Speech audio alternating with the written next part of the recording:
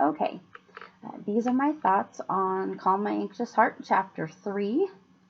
This is like the 5th time I've started this video, and I've deleted all the other versions because I don't know. I don't really like the way that the words are coming out today. So, it's probably going to be short and sweet because I'm kind of stumbling over my thoughts in my head.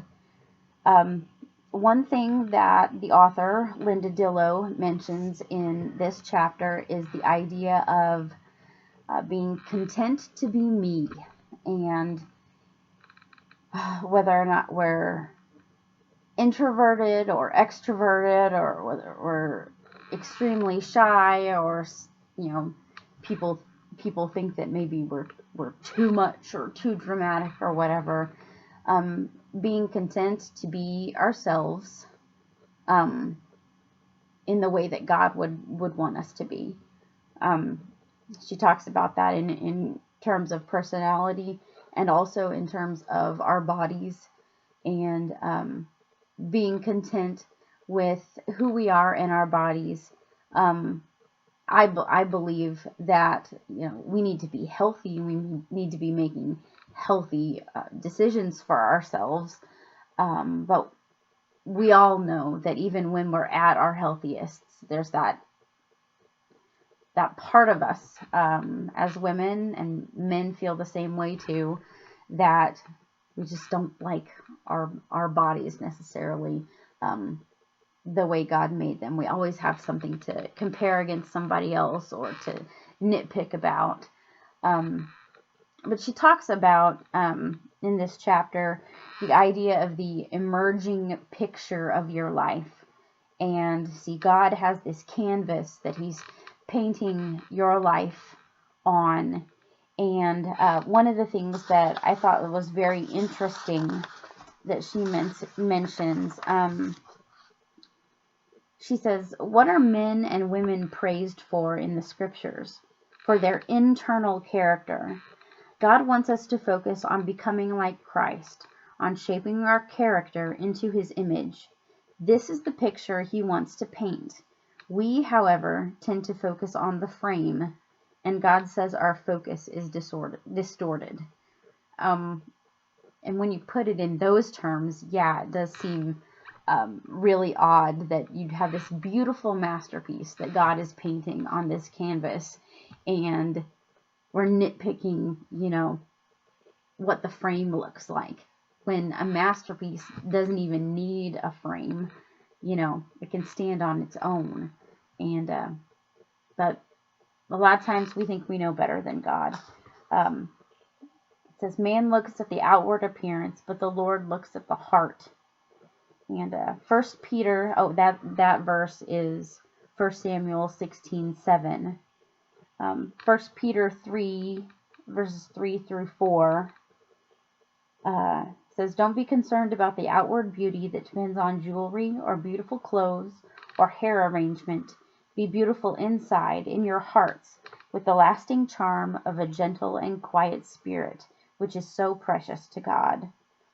A woman's character is her fanciness, her masterpiece, and that's important. That's important to note when we're talking about being content to be us.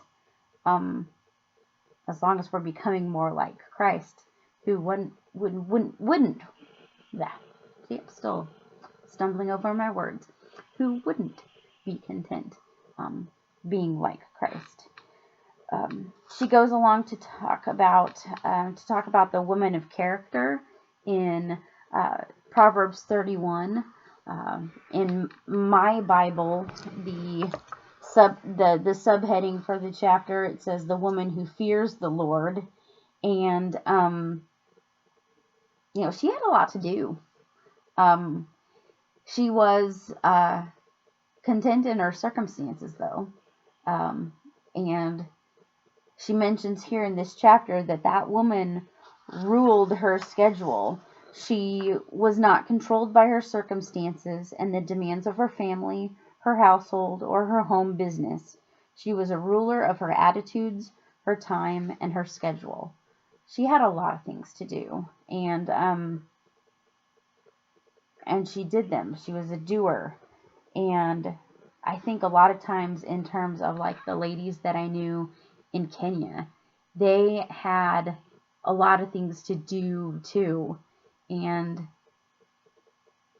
the ladies that I knew seemed happy, and they seemed to be content where they were, even though their schedules were crazy busy. Some of the ladies that I really, really respected, were taking care of my house, were washing my clothes, were making dinner sometimes, were cleaning the house. And then after they did all that, they would go home and do that for their families.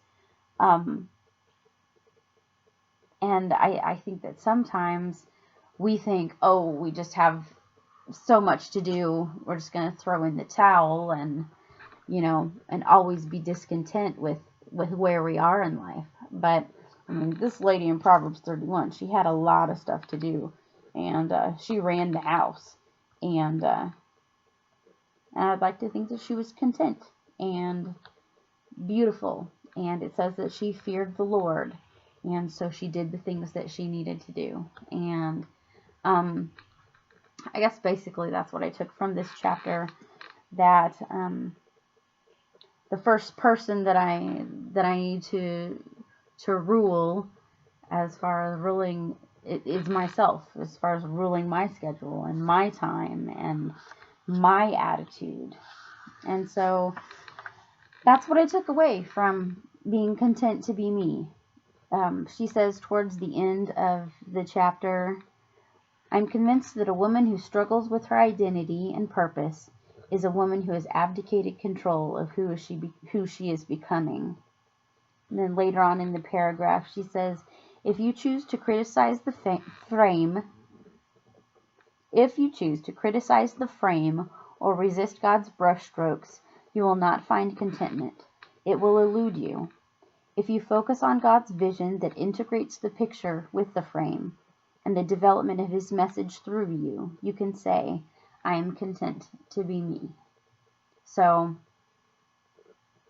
I am content to be me. Thanks for watching.